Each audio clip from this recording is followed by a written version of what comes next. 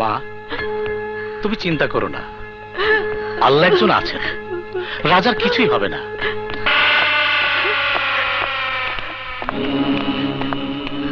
চৌধুরী, তুমি এখানে? সিরাজুল হক, আমার ভাইয়ের কেসটা নিয়ে যেভাবে তুমি রাজনৈতিক ফায়দা লুটতে চাচ্ছ, সেজন্য তোমাকে সালাম। তোমার বুদ্ধির এক ছটাকও যদি আমার মাথায় থাকতো, তাহলে সত্যি আমি অনেক বড় নেতা হতে পারতাম। বৌমা, আমি যত খারাপই হই না কেন, যে রাজা আমার কেস নিয়ে লড়াই করছে, তার গায়ে হাত দেবার মতো যে ভুল আমি করব না, এইটুকু বুদ্ধি আমার আছে।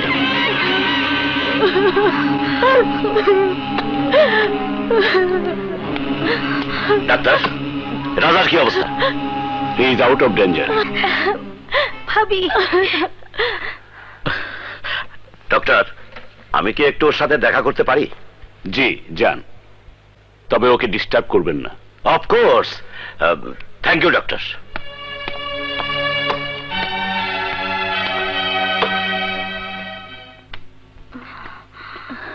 ও একটা সুবিধাবাদী রাজনীতিবিদ, নিজেকে বহুত চালাক মনে করে। কেমন আছে রাজা? দেখি ঠিক আছে কিনা। হ্যাঁ, ডান দিকেই গুলি লেগেছে। আমি নাসিরকে সাবধান করে দিয়েছিলাম যেন ও তোমাকে জানে মেরে না ফেলে। তবে এটা ঠিক, 2 দিনের মধ্যে কাগজ যদি আমার হাতে না আসে, তবে তোর সাথে তোর পুরো পরিবারের পোস্টমর্টম করাবো এই হাসপাতালের মর্গে। কি বুঝতে পারছো তো? আসি, ভালোই ভালোই ফাইলটা দিয়ে দিও।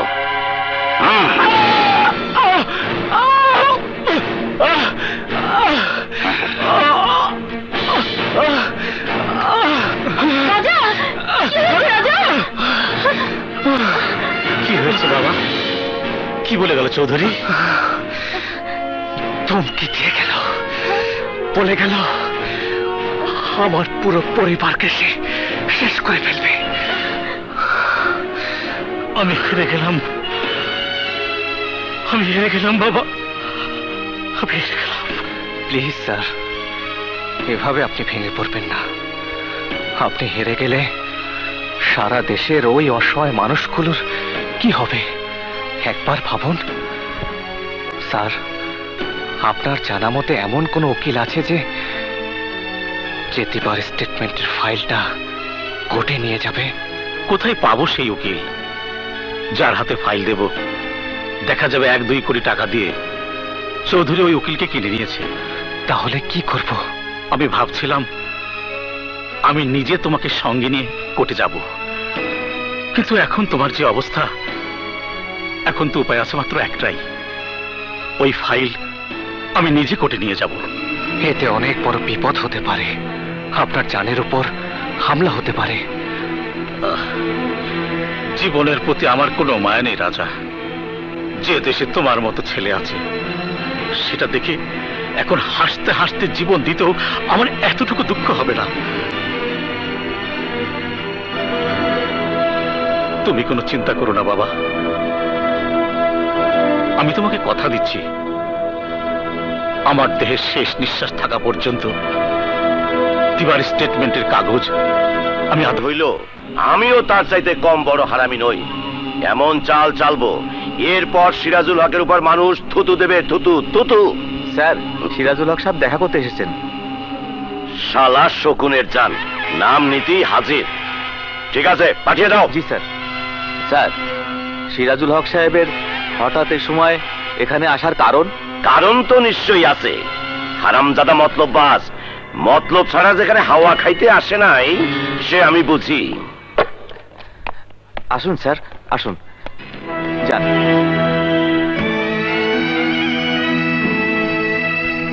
সালাম চৌধুরী সাহেব। এই তোমরা এখন যাও। ঠিক আছে, যাও। আসি।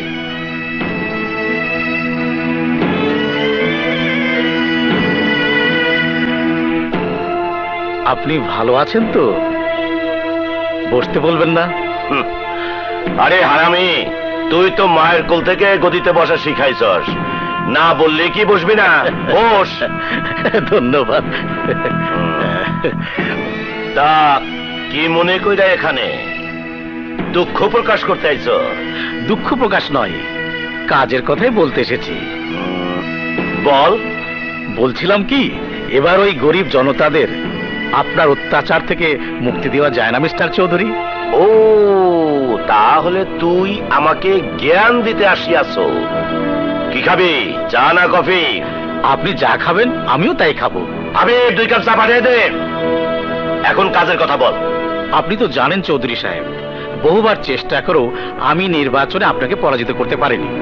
এবার আমি চাইছি আগামী নির্বাচনে আমাকে সাপোর্ট দিয়ে আপনি নির্বাচন থেকে সরে দাঁড়াবেন। আরে হারামি, কি ভাবছিস তুই? নির্বাচন ছেড়ে আমি তোকে সাপোর্ট দেব? আরে আমি আমার সাপোর্ট রাস্তার কোনো নেরিকুত্তারে দিলেও তোরে দেব না। স্টেটমেন্টের ফাইল আদালতে পৌঁছে যাবার পর এমনিতেই আপনি শেষ হয়ে যাবেন। আপনার ভাইয়ের ফাঁসি হয়ে যাবে, সবকিছু একেবারে খতম হয়ে যাবে। দা এন্ড জবনিকা। তোর কথা মেনে নিলি বা কি লাভ হবে আমার? মোল্লার ফাঁসি তো হবেই। হবে না।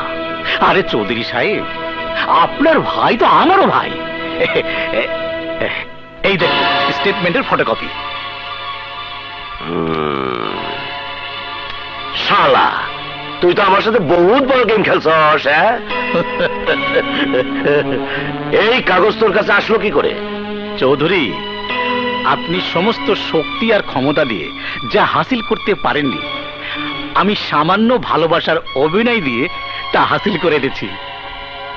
যে মুহূর্তে আপনি আবার শর্তে রাজি হয়ে যাবেন, খবরের কাগজে স্টেটমেন্ট দিয়ে দেবেন, সেই মুহূর্তে এই ফাইলের অরিজিনাল কাগজপত্র সব আপনার হাতে তুলে দেব। শালা হারামি, সত্যি তোর মতো হারামজাদা আমি জীবনে আর একটাও দেখি নাই। তাই সাফল্যটাকে 2 কাপ চা দিয়ে সেলিব্রেট করবেন। ভাবি, চা ক্যান্সেল। 1 বোতল ব্ল্যাক লেবেল আর 2টা গ্লাস পাঠিয়ে দে। শালা হারামি। নতুন করে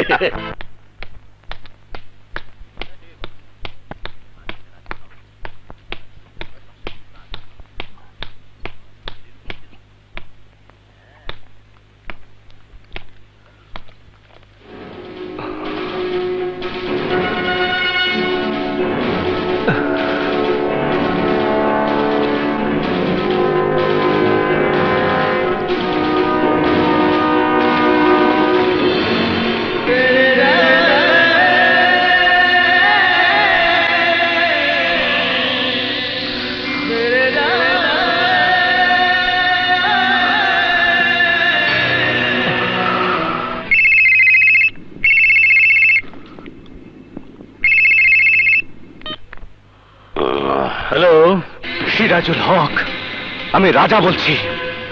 কেন আপনি আমার সাথে খেলা খেললেন? রাজা বাবা, আমি যা করেছি তোমার ভালোর জন্যই করেছি, তোমাকে বাঁচানোর জন্যই করেছি। তুমি সুস্থ হয়ে নাও, চৌধুরীকে সঙ্গে নিয়ে আমি তোমার সাথে কথা বলবো। না, আমি আজই এক্ষুনি তোমার সাথে দেখা করতে চাই। ঠিক আছে, আমি চৌধুরীর সাথেই আছি, তুমি এসো। চৌধুরী, রাজা আসছে। এই সময় অপেক্ষায় তো আমি ছিলাম। রাজা, তুই আমাকে বহুত জ্বালিয়েছিস, বহুত। এবার তুই আমার আগুনে জ্বলবি আর আমি চেয়ে চেয়ে হাসবো।